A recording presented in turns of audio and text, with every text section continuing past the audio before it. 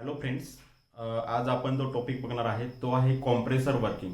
जर तुम्ही बघितलं असेल, आपण घरगुती जे रेफ्रिजरेटरमध्ये जर तुम्ही बॅक साईडला जर बघितलं तर एक आपल्याला ब्लॅक कलरमध्ये कॉम्प्रेसर दिसतो. तर त्याचं जे वर्किंग आहे ते आज आपण या व्हिडिओमधून जाणून घेणार आहे, ॲक्च्युली तो कसं काम करतो. तर मित्रांनो, आपण व्हिडिओला स्टार्ट करूया. जर तुम्ही या चॅनलवर नवीन असाल तर तुम्ही या मराठी टॉपर या चॅनलला सबस्क्राईब करू शकता, जेणेकरून तुम्हाला जे नवीन नवीन टेक्निकल व्हिडिओज आहेत त्याचे अपडेट्स भेटत राहतील. तर मित्रांनो, बेसिकली कॉम्प्रेसरचं फंक्शन काय आहे जर ते तुम्हाला जर सांगायचं झालं, आपला जो रेफ्रिजरेटर आहे याच्यामध्ये बेसिकली आपण गॅस यूज करत असतो. जर तुम्ही बघितलं त्याच्यामध्ये R600 गॅस आपण यूज करत असतो. तर याच्यामध्ये काय होतं, आता जो कॉम्प्रेसर आहे याच्यामध्ये बेसिकली 3 स्टेपमध्ये तो वर्क करत असतो. जर तुम्ही बघितलं तर सुरुवातीला तो गॅसला सक्शन करण्याचं काम करतो, म्हणजे सक करण्याचं काम करतो लो प्रेशरमध्ये. आणि त्याच्यानंतर काय होतो, तो जो गॅस त्याने सक केलेला असतो तर तो त्याला काय करतो, कॉम्प्रेस करत असतो. आणि त्याच्यानंतर कॉम्प्रेस केल्यानंतर काय करतो, तो गॅस जो आहे तो हाय प्रेशर आणि हाय टेम्परेचरनी तो त्याला डिलिव्हर करत असतो, म्हणजेच डिस्चार्ज करत असतो. तर तो जो गॅस आहे तो कंडेन्सरला फॉरवर्ड करत असतो पुढे. तर बेसिक जो फंक्शन आहे त्याचं ते आहे.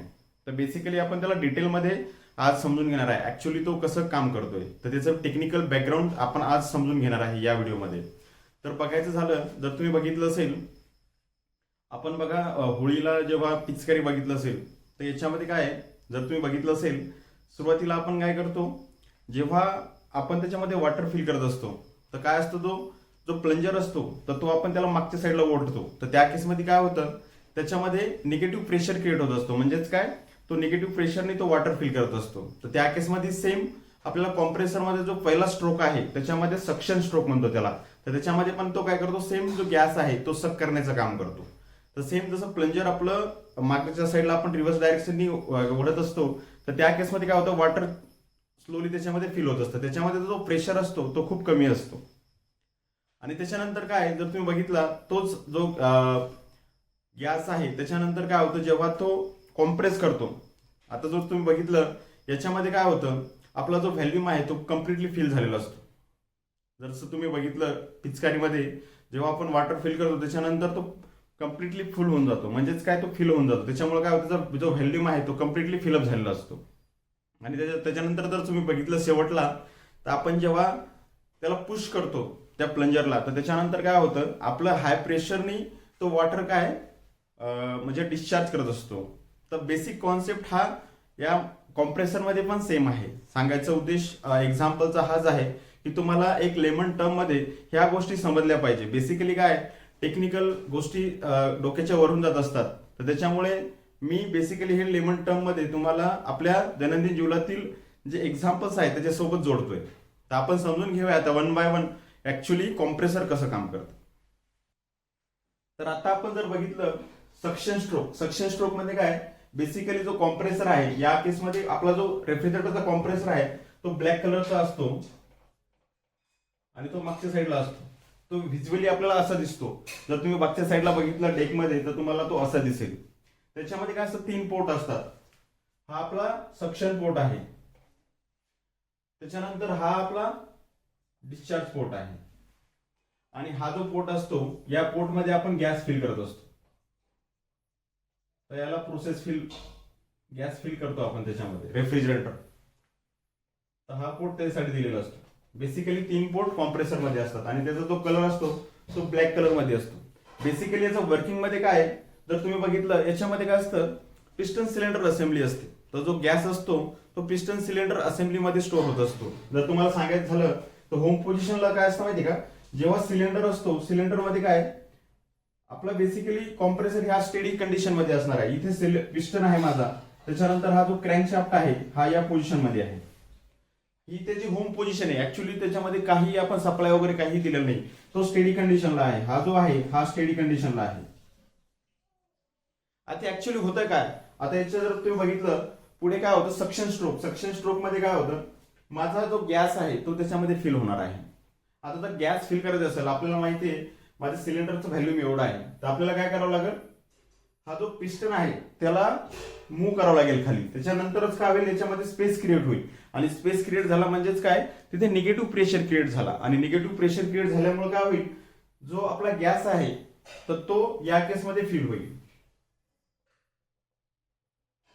हा जो गॅस आहे या केसमध्ये फिलअप होईल आणि आपला जो पिस्टन आहे तो डाऊनवर्ड फॉरवर्ड होणार आहे या सिलेंडरमध्ये. तर त्याच्यामध्ये जर बघितलं तर बेसिकली आपल्याला ह्या सेक्शनमध्ये काय समजतं, आपली इनलेट वॉल ओपन आहे, ही जी आहे ही इनलेट वॉल आहे, याला आपण जे म्हणतो इनलेट वॉल आहे, ही या केसमध्ये ओपन होते. आणि दुसरी गोष्ट काय, इथं याच्यामध्ये सक्शन होतं. मी जसं तुम्हाला सांगितलं ते पिचकारीचं एक्झाम्पल सांगितलं, जसं आपण ओढतो त्याला प्लंजर मागे तर त्याच्यानंतर त्याच्यामध्ये सक्शन प्रेशर क्रिएट होतो, तर त्याच्यामुळे याला आपण सक्शन स्ट्रोक म्हणतो. आणि याच गोष्टीला काय म्हणतो आपण, लो प्रेशर. आणि याच्यामध्ये काय होतं, इकडच्या साईडने जो गॅस आहे हा कंटिन्युअस एक प्रोसेस असते, कंटिन्युअसली तो गॅस जो आहे तो त्याच्यामध्ये मूव्ह होत असतो. त्याच्यामध्ये काय होतं, आपलं लो प्रेशर गॅस एंटर होतो आणि आपलं पिस्टन खालच्या साईडला जातं. तर यालाच आपण म्हणत असतो सक्शन स्ट्रोक. आता जर जो दुसरा स्ट्रोक बघितला आपण, दुसरा जो स्ट्रोक आहे, हा जो गॅस आपल्याकडे अवेलेबल आहे याच्यामध्ये सिलेंडरमध्ये, तर त्याच्यामध्ये काय होतं, आता हा कॉम्प्रेशन स्ट्रोक होतं. म्हणजेच काय, जो गॅस अवेलेबल आहे त्याला आपण कॉम्प्रेस करण्याचं काम करतो. म्हणजेच काय, याच्यामध्ये हा जो गॅस अवेलेबल आहे याला आता आपण कॉम्प्रेस करणार आहे. आता आपल्याकडे हा पिस्टन आहे, हा जो पिस्टन आहे हा काय होणार आहे, फॉरवर्ड होणार आहे, म्हणजे मूव्ह अपवर्ड होणार आहे. जर आता याच्यामध्ये बघितलं, हा जो पिस्टन जो खाली गेला होता, सक्शन प्रेशर क्रिएट झालं तेव्हा, आता नंतर काय होईल, त्याच्यानंतर आपली ही जी वॉल आहे, या साईडची जी वॉल होती इथे ही क्लोज होऊन जाणार आहे. आता इथे एक वॉल असते, तर ही पण या सेक्शन मध्ये क्लोज असतात. म्हणजे याच्यामध्ये काय होतं, आपला जो पिस्टन आहे तो वरच्या डायरेक्शनला फॉरवर्ड होत असतो. तर या केसमध्ये काय होतं, आपले बोथ वॉल क्लोज असतात, याच्यामध्ये कॉम्प्रेशन असतं. म्हणजे जे आपला गॅस आहे, सपोज R600 गॅस आहे, हा याच्यामध्ये कॉम्प्रेस होत असतो. तर याच्यामुळे काय होतं, जेव्हा आपण पिस्टनचा थोडा दाब वाढल्यानंतर काय होईल, त्याचं प्रेशर आणि टेम्परेचर वाढून जातं. या केसमध्ये काय होतं, आपलं टेम्परेचर पण राईज होतं आणि प्रेशर पण राईज होतं. प्रेशर पण राईज होतो आणि टेम्परेचर पण राईज होतो या केसमध्ये. आणि आपला जो पिस्टन आहे त्याची डायरेक्शन मूव्ह होते वर अपवर्ड डायरेक्शनला. हे आपल्या कॉम्प्रेशन स्ट्रोक मध्ये होत असतं. आता जो शेवटचा स्ट्रोक आहे त्याला आपण म्हणतो डिलिव्हरी स्ट्रोक. डिलिव्हरी स्ट्रोक जो आहे या केसमध्ये काय होत असतो, आपला जो पिस्टन आहे तो अपवर्ड डायरेक्शननी मूव्ह होत असतो. तर या केसमध्ये काय, आपला जो गॅस आहे तो प्रेशर दाब वाढल्यामुळे, पिस्टनचा दाब वाढल्यामुळे काय होतं, तो हाय प्रेशरनी ही इथली वॉल ओपन करत असतो, डिस्चार्ज वॉल. तर याच्यामुळे काय होतं, आपला इथे कंडेन्सर जोडलेला असतो, तर ह्या कंडेन्सरला जोडून तो वर कंडेन्सरला मूव्ह करत असतो हा गॅस. तर ह्या केसमध्ये बेसिकली होतंय काय, आपला जो हा गॅस आहे तो हाय प्रेशरने याच्यामधून मूव्ह होत असतो, बाहेर जात असतो. तर यालाच आपण म्हणतो डिलिव्हरी स्ट्रोक. तर या बेसिकली याच्यामध्ये काय होतं, डिस्चार्ज वॉल ओपन असते, याला आउटलेट म्हणतो. आणि या डिलिव्हरी स्ट्रोक का म्हणतो आपण, हाय प्रेशरनी याच्यामध्ये जो गॅस आहे तो बाहेर जात असतो आणि पिस्टन आपला टॉपला जात असतो. जर तुम्ही बघितलं इथे आपला सुरुवातीला बॉटमला होता, त्याच्यानंतर आपण अपवर्ड डायरेक्शनला त्याला पुश करतोय आणि त्याच्यानंतर काय होतं, आपला जो पिस्टन आहे तो अपवर्ड डायरेक्शनने जातो. आणि जेव्हा अपवर्ड डायरेक्शनने जातो तर तेव्हा इथली ओपन होऊन जाते वॉल. तर याच्या केसमध्ये काय होतं, आपला जो गॅस आहे त्याचं प्रेशर आणि टेम्परेचर दोन्हीही इन्क्रीज होऊन जातं आणि तो हाय प्रेशरनी आपलं कंडेन्सरला सप्लाय करत असतो. तर बेसिक कॉन्सेप्ट हा आहे जो कॉम्प्रेसरचा आहे. याच्यामध्ये तुम्हाला ह्या गोष्टी समजणं इम्पॉर्टंट आहे, टेक्निकल कॉन्सेप्ट क्लिअर होणं इम्पॉर्टंट आहे. त्यासाठी जर तुम्ही बघितलं, बेसिकली हा आपला कॉम्प्रेसर कुठे यूज होत असतो, जर तुम्ही बघितलं आपल्या दैनंदिन जीवनामध्ये हा कॉम्प्रेसर आपण एसी आणि रेफ्रिजरेटर मध्ये यूज करतो. आय होप तुम्हाला हा जो बेसिक कॉन्सेप्ट आहे कॉम्प्रेसरचा तो समजला असेल. जर तुम्हाला हा माझा कॉन्सेप्ट समजला असेल तर तुम्ही या चॅनलला सबस्क्राईब करू शकता, जेणेकरून तुम्हाला नवीन अपडेट्स माझ्याकडून भेटत राहतील. धन्यवाद.